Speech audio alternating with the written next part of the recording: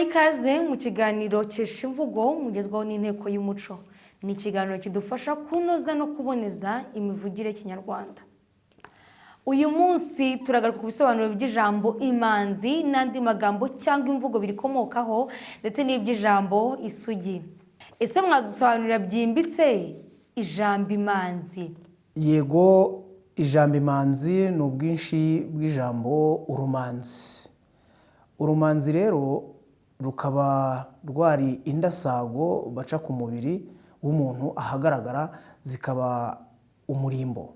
Abanyarwanda bakundaga guca imanzi ku nda, ku gituza, mu bitugu cyangwa ku maboko, ariko ntabwo bazicaga mu maso.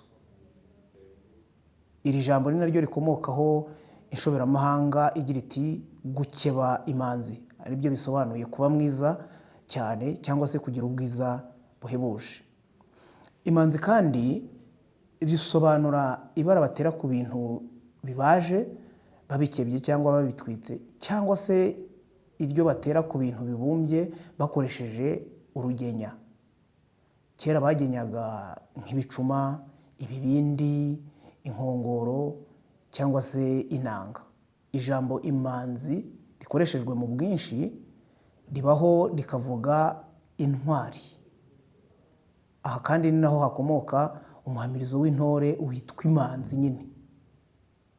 Iri jambo kandi rinakomokaho irindi ryitwa ubumanzi, rikaba rivuga ubutwari. Ni naho hanakomotse imvugo inka y'ubutwari, inka y'ubumanzi, ivuga nyine inka y'ubutwari, nk'abahaga intwari, umuntu wabaye intwari ku rugamba. Hari kandi imanzi bisobanura umutako wa kinyarwanda ugizwe n'imirongo igiye ikora inzira yihese cyangwa ihetamye, isa n'inyuguti ya sa itujujemo ibara. Hari uko iyo mirongo igenda ihetamye igenda ihuza umugongo cyangwa se ihuza ibitugu, hanyuma bakayita nayo imanzi. Naho ijambo isugi ryo risobanuye iki? Urakoze. Ijambo isugi risobanura ikintu kitarangirika, ikintu kidafite ubusembwa na buke. Rishobora rero gukoreshwa ku bantu cyangwa se ku nka ndetse no ku bintu. Ibikoresho bya kinyarwanda kenshi na kenshi byo mu rugo. Mu kinyarwanda umubyeyi utarapfushije umwana bamwita isugi. Ni kimwe n'inka nayo itarapfusha nayo bayita isugi. Ni kimwe kandi n'umukobwa utarabonana n'umugabo nawe murabizi ko bamwita isugi.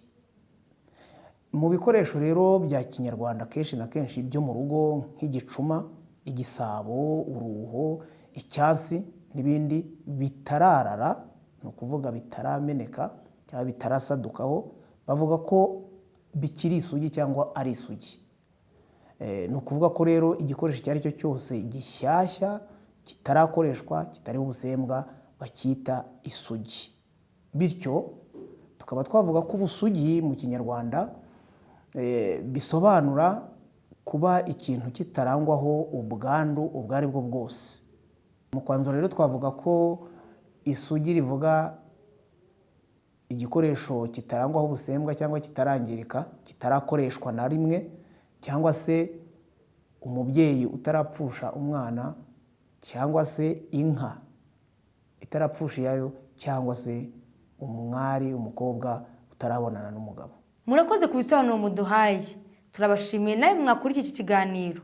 Uwafite ikibazo ku mivugire iboneye n'ikeshamvugo by'ikinyarwanda yacereza inteko y'umuco akoresheje imbuga nkoranyambaga zayo.